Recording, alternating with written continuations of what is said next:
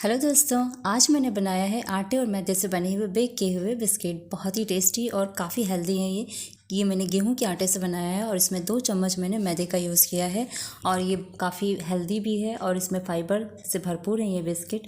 तो ये हम मार्केट से जैसे बिस्किट लेते हैं तो उसमें बहुत सारी ऐसी चीज़ें भी होती हैं जो कि मतलब थोड़ा नुकसान भी करती है बच्चों को। और यदि आप ये बेक किए हुए बिस्किट घर में बने हुए आप बच्चों को देते हैं या खुद भी खाते हैं तो काफ़ी हेल्दी है ये। और फाइबर जो गेहूं का आटा होता है तो फाइबर भरपूर मात्रा में होता है। और फाइबर जैसा मैं आपको बताती रहती हूँ हर वीडियो में कि फाइबर हमारे जो डाइजेशन सिस्टम होता है उसको काफ़ी स्ट्रॉन्ग करता है। तो ये देखिए, इसका टेक्सचर आप देख पा रहे होंगे। देखिए, बहुत ही खस्ता से बहुत ही कम समय में और बहुत ही कम चीज़ों में बनने वाला ये बिस्किट है। और आप अपने घर में इसे ज़रूर एक बार ट्राई कीजिएगा। हेलो दोस्तों, नमस्कार। आज रितु की रसोई में आपका बहुत स्वागत है। तो आज रितु की रसोई में हम बनाने जा रहे हैं आटा और मैदा से बने हुए बिस्किट। बहुत ही बिस्किट आपको पसंद आएंगे क्योंकि ये हेल्दी होने के साथ स्वादिष्ट भी लगेंगे आपको, और ख़ासकर बच्चों को भी बहुत पसंद आएंगे। इसमें हमने केवल 2 चम्मच मैदे का यूज़ किया है और बाकी सारा हमने गेहूं के आटे का यूज़ किया है। तो इसे आप अपने घर में एक बार ज़रूर ट्राई कीजिएगा। दिवाली भी आ रही है, बहुत बड़ा त्यौहार होता है ये। तो ऐसे में तरह तरह की मिठाइयाँ और बिस्किट हम घर में भी बना सकते हैं। तो आगे मैं आने वाली वीडियोस में आपके लिए बहुत सारी मिठाइयाँ भी लेके आऊँगी। तो शुरुआत हम इस बेक किए हुए बिस्किट से करते हैं। तो आइए सबसे पहले हम जान लेते हैं इन बिस्किट्स को बनाने के लिए हमें किन किन चीज़ों की आवश्यकता होगी। सबसे पहले हमने देखिए ये ले लिया है, ये 1 कटोरी मैंने गेहूं का आटा ले लिया है। और ये जो कटोरी है बहुत मीडियम साइज़ की है, छोटे साइज़ की कटोरी है। आप चाहे तो क्वांटिटी अपने हिसाब से ज़्यादा या कम ज़्यादा ले सकते हैं। और इसी की मतलब ये सबसे छोटे साइज़ की कटोरी है। इस कटोरी से यदि देखा जाए तो जैसे ये कटोरी मैंने ली है, इसी कटोरी की आधी कटोरी नाप हमने ये मैदा ले लिया है। आप मैदे की जगह चाहे तो बेसन का भी इस्तेमाल कर सकते हैं। और फिर मैंने ये ले लिया है, ये सफ़ेद तिल ले लिए हैं। और ये आधा कटोरी चीनी ले ली है। और ये मैंने घी ले लिया है। घी हमें बहुत ज़्यादा नहीं इस्तेमाल करना है, केवल हमें 2 से ढाई चम्मच, जो मीडियम साइज़ का चम्मच होता है उतना ही हमें घी इसमें यूज़ करना है। तो अब हमने ये बादाम ले लिया है, 5 से 6 मैंने पीसेस लिए हैं बादाम के। और इसको हम लंबा लंबा काट लेंगे पीसेस में। और इसको हमें अंदर नहीं डालना है, कोई इससे टेस्ट नहीं बढ़ाना है, हमें केवल सजाने के लिए बादाम को चाहिए। तो ये देखिए, मैंने एक बर्तन ले लिया है। बर्तन में मैंने ये जो आटा लिया था गेहूँ का उसको डाल दिया है। और ये देखिए, छोटी साइज़ की कटोरी है, जैसा मैंने बताया आपको छोटी साइज़ की कटोरी है बिल्कुल। मैदा वो हमने डाल दिया है, 2 से ढाई चम्मच आप मैदा डाल दीजिएगा। 2 चम्मच बहुत है, इनफ है, तो आप इतना ही डालिएगा। और ये हमने इसमें सफ़ेद तिल जो लिए थे उसको डाल दिया है। तिल हम आधे अभी डाल देंगे और आधे हम जब हमारा डो अच्छा सा तैयार हो जाएगा तब ऊपर से हम उसको डाल देंगे। तो इसको हमने थोड़ा सा बचा के रख लिया है। अब देखिए, ये जो चीनी ली है, चीनी हमने आधा कटोरी ली है। जो कटोरी हमने मैं वो आटे के लिए यूज़ की थी उसी की आधा कटोरी हमें चीनी की ज़रूरत पड़ेगी। जो बेक किए हुए बिस्किट होते हैं वो बहुत लाइट होते हैं, वो डार्क बिस्किट नहीं होते हैं वो, तो इसलिए हमें इसको चीनी इतना ही रखना है। और इसको अब हम एक जार ले लेंगे, जार में डाल के इसको अच्छे से पीस लेंगे। बारीक पीसना है हमको, चीनी दरदरी नहीं होनी चाहिए। ये देखिए, इस तरह से हमने इसमें जार में रख लिया है। अब इसको हम पीस लेते हैं। तो और इसमें ये 2-3 दाने मैंने ये इलायची के भी लिए हैं। इलायची कुछ छिलके भी लिए हैं। इन छिलके को और वो इलायची के जो दाने हैं उसको हम चीनी के साथ ही उसको पीस लेंगे। तो अब देखिए, ये जो आटे में हमने ये इलायची में मिला दी है, इसमें मैदा जो मैदा मिला हुआ था, अब उसमें ये देखिए बेकिंग पाउडर डाला मैंने, चुटकी भर बेकिंग पाउडर डाला और चुटकी भर ही मैंने इसमें नमक भी डाला है। और इस तरह से इसको मिला लेंगे अच्छे से। ये देखिए, अच्छे से मिक्स करने के बाद अब देखिए हमारी ये चीनी भी पीस ली थी, मैंने पीस कर रख ली थी। ये देखिए, यदि आपको चीनी जो छिलका था हमने इलायची का लिया हुआ था, यदि लगे कि वो दिख रहे हैं उसके छिलके, तो आप चीनी को छान सकते हैं। और अब ये देखिए, मैंने एक कटोरी ले ली है।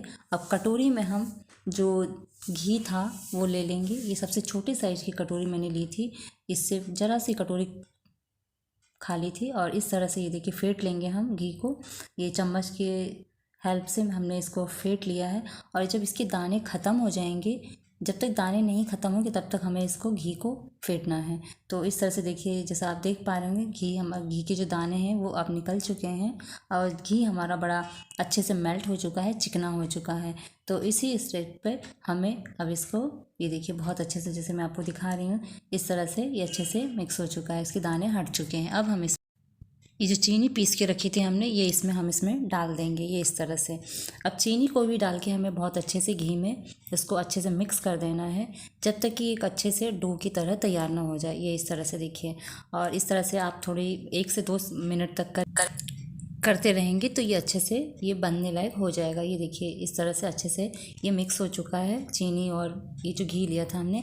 अब ये जो आटा मिक्स करके रखा था हमने, जो मैदा और गेहूं का आटा और ये सफ़ेद तिल और जो बेकिंग सोडा वगैरह था हमने डाला था, अब उसी में ये सारी चीज़ों को, ये जो घी है और ये चीनी जो हमने मिक्स करके रखी, इसको अब इस आटे में हम मिला लेंगे और इसको बहुत अच्छे से मिलाना है। 1 से 2 मिनट तक इसको भी अच्छे से मिलाएगा आप।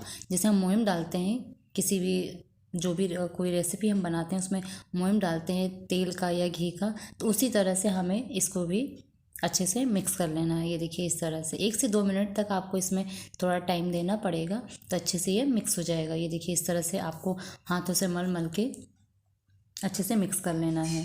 तो ये देखिए हमारा ये अच्छे से मिक्स हो चुका है, जैसा आप देख पा रहे होंगे। ये देखिए अब हमारा ये आटा जो है ना बनने लगा है, ये इस तरह से।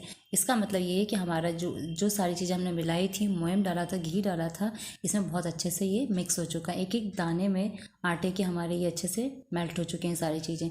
अब ये हमने एक मीडियम साइज़ की कटोरी ली थी, उसी कटोरी भर के मैंने ये दूध ले लिया है। दूध से थोड़ा थोड़ा सा दूध लेके हम इसको इसमें डाल डाल के गूँथ लेंगे आटे को। अब देखिए थोड़ा सा हमारा डो हल्का सा अब बनने लायक हो गया है, तैयार हो चुका है। अब जो बचे हुए तिल थे, जो तिल सफ़ेद वाले रखे थे हमने, उसको इस तरह से डाल के फिर से इसको अच्छे से गूँथ लेना है। ये जिस तरह से मैं गूँथ रही हूँ उसी तरह से आपको भी अच्छे से इसको गूँथ लेना है। ये देखिए ये एक अच्छा सा हार्ड सा जो डो है वो तैयार हो चुका है, क्योंकि हमें इसको बिस्किट बनाना है। तो बिस्किट के लिए कोई भी डो यदि आप तैयार करते हैं तो थोड़ा सा हार्ड ही होता है। तो इस तरह से जैसा आप देख पा रहे होंगे। अब हम ये जो बादाम लिए थे, बादाम 4 से 5 टुकड़े हम पीसेस मैंने लिए थे, उसको हम ये इस तरह से लंबाई में इसके शेप को काट लेंगे। आप शेप कोई भी दे सकते हैं इसको, क्योंकि हमें केवल बिस्किट को सजाना भर है। तो गोल भी आप काट सकते हैं, लंबाई में भी काट सकते हैं, ये आपके ऊपर डिपेंड करता है कि आपको किस तरह के शेप पसंद है बादाम के। तो इस तरह से ये देखिए अब हमने इसको इस तरह से काट के रख लिया है। अब हम इसमें जो ये डो तैयार किया था, इसके पेड़ बनाने के लिए हमने ये देखिए आधा इसका ले लिया है आटा। अब इस आटे को हम ये इस तरह से बांध बांध के मुट्ठी से अच्छे से इसको चिकना कर लेंगे, क्योंकि इसमें मोयम पड़ी और हमने केवल दूध का यूज़ किया है। ये देखिए बहुत अच्छे से ये चिकना भी मैंने कर लिया है, जिस तरह से आप देख रहे होंगे। घी जैसा आप देख रहे होंगे, घी ऊपर आपको दिखाई दे रहा होगा और बहुत अच्छा लग रहा है। उसकी खुशबू अभी से एकदम बेके हुए बिस्किट जैसी, मतलब भीनी सोंधी सोंधी सी खुशबू आ रही है। ये देखिए इस तरह से चिकना करके हम इसको अब ले लिया, हमने बाटी की तरह बना लिया था। अब इसको हल्का सा पुश कर देना। ये देखिए हल्के हाथ से हमको इसको पुश कर देना है। पुश करने के बाद हम इसको बेलन की सहायता से इसको बेल लेंगे। ये देखिए मैंने बेल लिया है। अब इसको हम एक कटोरी ले लेंगे, छोटे साइज़ की कटोरी है, बिल्कुल सबसे छोटे साइज़ की कटोरी है। इसी कटोरी के साइज से हम इसको नाप नाप के काट लेंगे।